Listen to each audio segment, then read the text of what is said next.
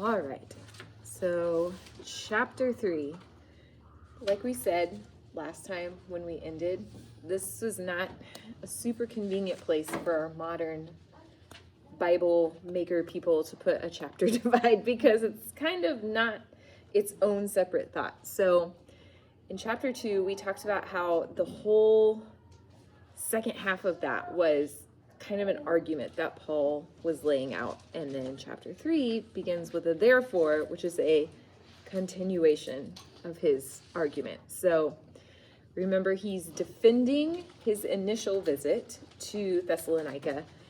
In chapter 2, he showed them through his argument in his letter that the gospel he brought them was the real gospel. He gave all kinds of evidence for that. And then he started to explain his absence from them by reminding them that it was not his choice to leave in the first place and that he has made attempts to come back. So we're going to take all of that from chapter 2 and then therefore it into chapter 3. So from what Paul said in chapter 2, we can assume that there were some people somewhere who were slandering Paul and Silas and the missionaries for leaving, which is why he had to lay out such a detailed argument. So he says we could bear it no longer to not hear news about the Thessalonians. Side note, there are a lot of different opinions on who we is in various points of this chapter, and I chose not to get in the weeds on that. So I hope none of you were like, I need to know who the we is, because there are a lot of different potential answers. Just generally Paul and Timothy. So we discussed in chapter 2, he loves these people so much that he just can't stand anymore not to know how they are doing. So he sends Timothy. And on first read, I'm like, yeah, he sent Timothy. And just thinking back to reading this book in the past, that never struck me as weird because they're working together. And so, of course, he would send him. But on deeper reading these past couple weeks, it struck me that this came at pretty steep personal cost. Paul says that he's staying on alone at Athens, where he is also being persecuted, we know in Acts. So Paul is losing the closest person to him that is in the faith with him by sending him to Thessalonica. And so it kind of shows you, we talked about last time how Paul's heart is very pastoral. It's further evidence of that because he's going to be lonely, he's going to be persecuted. He's lost a co-worker for everything he's doing there in Athens, but his need to hear news from Thessalonica is so great that he kind of lays down all of that and accepts the consequences to get the news. So he gives generally 3 reasons for sending Timothy. He's sending Timothy to strengthen them and encourage their faith, to comfort them in their suffering, and just because he couldn't stand not knowing any longer. I think I was kind of eavesdropping on some of your conversations, and I think Rebecca was like, it's like a kid. Like you just can't, you gotta know how they're doing. You can't stand it anymore. And I get that. Sometimes I get random texts from my mom and I'm like, oh, she just needs to know that I'm still alive. That's sweet. 35 years later. So That's what you were saying. I also, that's definitely what she was saying. I also thought about this a little bit from Timothy's perspective. He's now on mission to these brothers and sisters that they love so deeply. They can't know them that well. They weren't there very long. And Paul describes this for Timothy as kind of a job. He's a brother, but he's God's co-worker.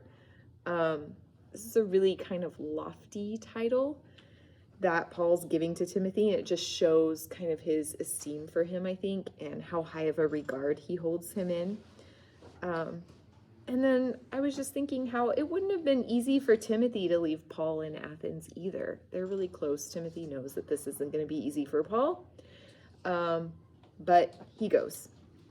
So, in addition to all of those circumstances, just a reminder that the Thessalonians are probably getting bad information before Timothy's arrival about Paul. We discussed how the implications of chapter 2 are probably that somebody is telling them that Paul's probably self-serving, he doesn't really care that much about them, or why would he have left, why isn't he coming back? So Timothy's like entering into this space of people who may not trust him all the way, but it goes well. So they bring back good news, but I think I'm getting ahead of myself. Sorry. I'm going to try to stay with my notes. So Paul also says that he doesn't want the Thessalonians to be moved by their afflictions. So they're suffering. They're being persecuted. They generally, even though the news from the church is good, it's not like everything in their church life is going right. And there's going to be more about that a little later. But they aren't like having a blast. You know what I mean?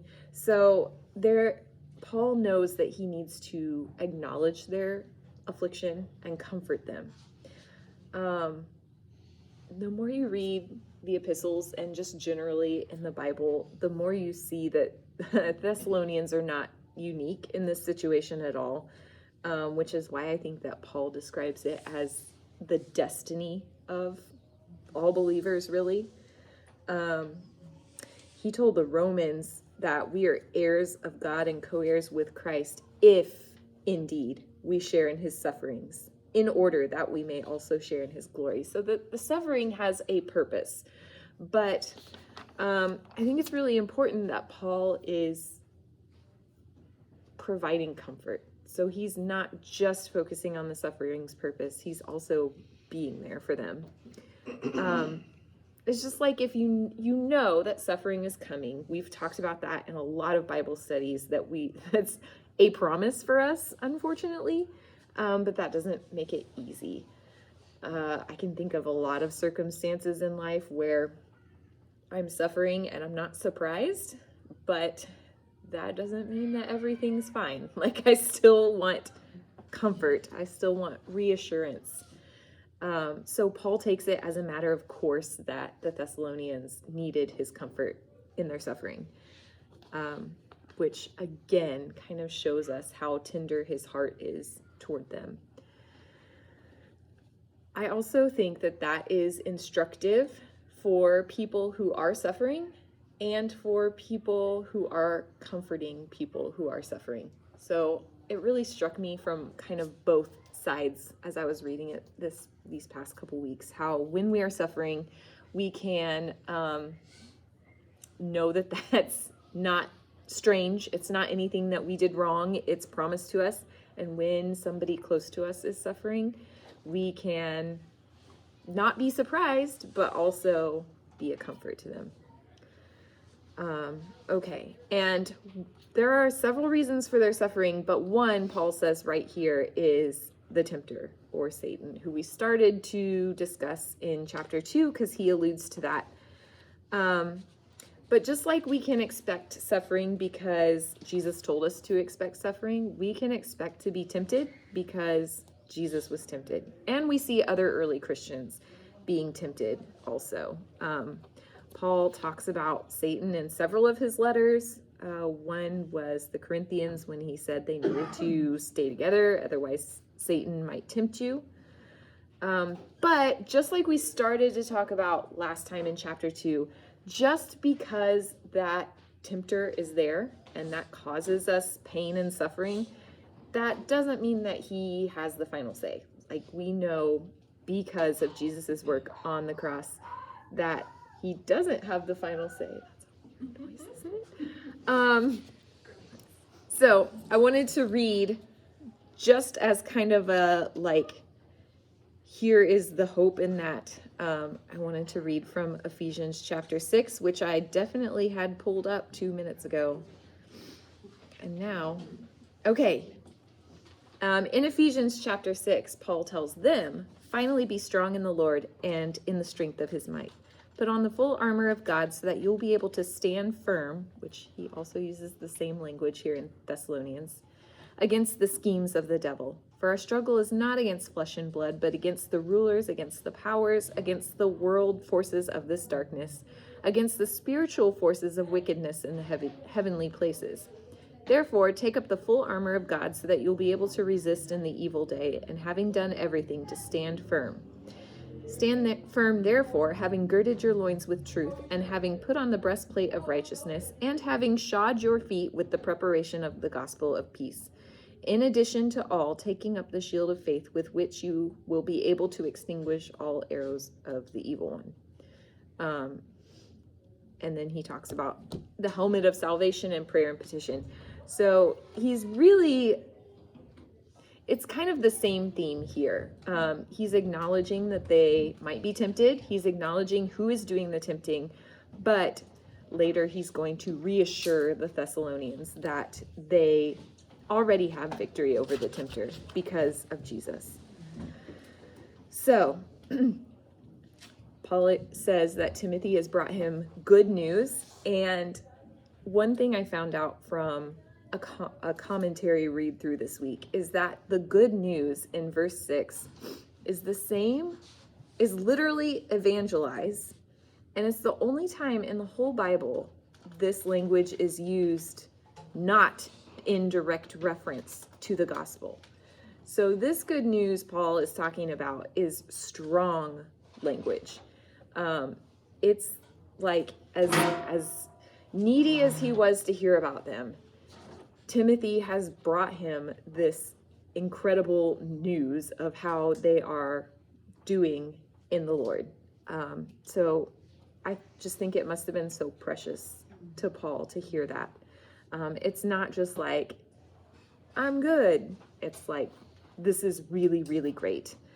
So not only were the Thessalonians sound in doctrine and in their conduct, but they had retained good feelings toward Paul, which I do not think Paul is self-centered in any way, but I do think that some of the kind of implications that we missed, that we talked about in chapter 2, with possibly slander happening against Paul in Thessalonica, that must have just been soothing to him to know that they do not have ill will toward him for having left and not come back. So also remember, in reference to that good news, that Thessalonica is, this church at Thessalonica is one of the earliest churches. And we talked about this a lot in Acts, of like how much of God's work it is that the gospel has endured and spread at all. But like, Paul did not know that for sure. So Thessalonica is kind of a test case for how the gospel is going to propagate. If Paul had gotten the news that they weren't really living according to the word or didn't care about it anymore, that would spell bad news for the gospel's spread and endurance. That would kind of limit it to a certain time and place. But we know that's not the case. The gospel is living and active, and it continues for millennia. So part of the good news that Paul is getting is that this gospel is going to endure, like it's going to continue and spread.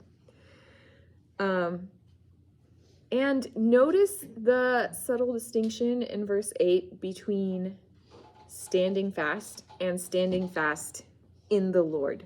So Paul is even giving credit where credit is due here.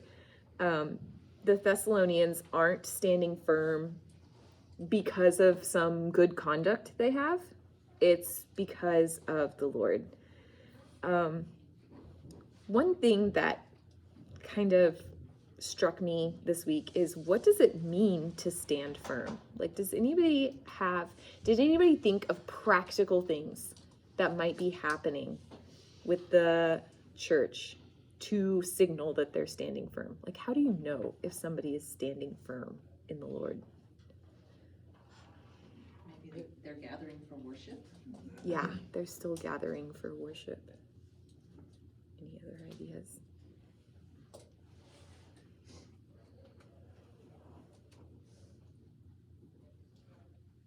I think of fruit.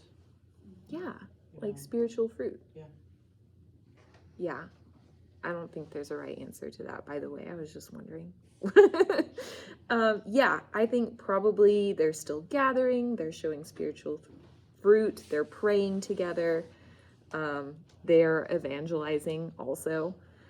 So all of these things are happening, and it's God's power and not their actions that Paul is thankful for. I mean, I'm sure he's thankful for their actions too, but that's not what he's saying. So in verse 9, his immediate response is prayer, which I love, because that is an area that I definitely need to grow in. So it's a good reminder. I'm so happy. I'm going to pray. And he's been praying for the Thessalonians all the time. And he starts his prayer with gratitude toward God for them. So by human standards, in a humanistic world, we can imagine somebody looking at this and thinking, well, what happened with the Thessalonians is a tribute to how hard Paul worked with them. Maybe this is like a personal triumph for Paul. But Paul knows that what happened was not due to his hard work, but due to the divine power inside of the believers, which is why he thanks God for them and is not just thankful for them. He then acknowledges that the Thessalonians aren't perfect. I love Paul, like every rhetorical device that Paul uses, I love, but the compliment sandwich here is really top notch. So he refers to what is lacking. And I think he's taking a little bit of responsibility, not that it's his fault, but remember, Paul and Silas had to leave in the middle of the night before they were really ready to leave. So therefore, they probably did not accomplish everything with these Thessalonians that they set out to accomplish. Probably they didn't get to instruct them in the Christian faith quite as fully as they wanted to, I can imagine. And then in addition, as we read the rest of this letter and then on into 2 Thessalonians, it'll become more apparent that there are some things happening in this church that aren't stellar, but they deal with false prophets in the church and some moral failures and just some practical Christian living standards that aren't really being met. So Paul's acknowledging that there is something lacking. But I love that his pastoral heart lets him be completely full of joy for them, and yet know that he still needs to, or they still need to be built up in their faith. So Calvin said kind of about this passage, from this also it appears how necessary it is for us to give careful attention to doctrine, for teachers were not appointed merely with the view of leading men in the course of a single day or month to the faith of Christ, but for the purpose of perfecting the faith which has been begun. So in other words, Paul is not just here to lead them to salvation.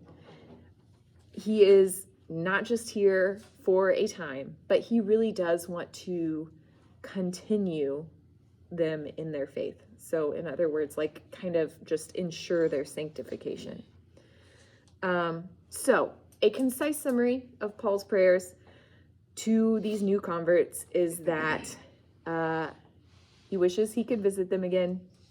He wants them to abound in love, and he wants them to be blamelessly holy when Jesus comes again.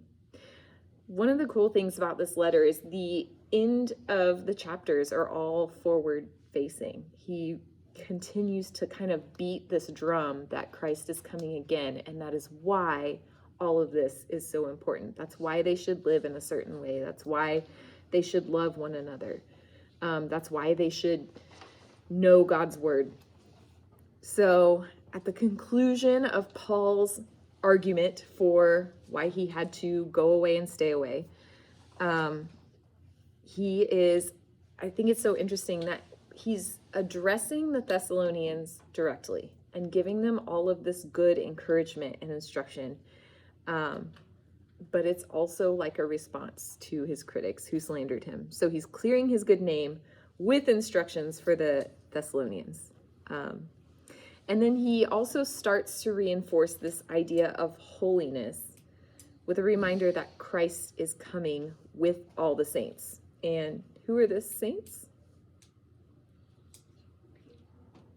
Yeah, believers. So some Bible scholars also think that this could be angels, but in general, we're to understand that Christ and his believers are coming. So I already said that part. Sorry. Okay. I think from this letter, there are two main things, or from this portion of the letter, there are two main things that stood out to me. The first is that, like Paul, we are to be committed to the word of God. So Paul undergirds everything he says in this chapter with God. Nothing is without that idea of we are doing this because of God's grace and because of what God said. He evangelized to the Thessalonians, he loves the Thessalonians, and he suffered for the Thessalonians because of the gospel. And I also think that, like Paul, we are to be committed to God's people. So, Paul modeled the love that we should have for one another in this letter. And I think he's modeling it for us by the grace of God, because he didn't know that we would all have our own copies of the Bible to walk around with. But I do think he's modeling it for the Thessalonians. So he is just like, I mean, it's sincere love, but it's almost over the top, because he's saying that's how much we should love our brothers and sisters in Christ. So he's shown, and I'm kind of pulling from chapter 2 as well, because it's just such a cohesive thought, but he has shown that love unifies God's people, and it protects God's people, and it sanctifies the faith of God's people. And I think that's the main thrust of his argument is, I came to you because I loved you. I had to leave, and that was terrible. And I can't come back, and that is terrible. But here is everything I need you to know because I love you. And here's Timothy because I love you. So, yeah, I just think that this is one moment of time, but it is also an example for our heart posture. So we talked a lot in chapter 2 about Paul kind of modeling a pastor's heart, which he does. But he's also just modeling a Christian's heart as well. So you don't have to lead a church to love a church. I think that is all of our call. So that was chapter 3. I'm going to turn this off.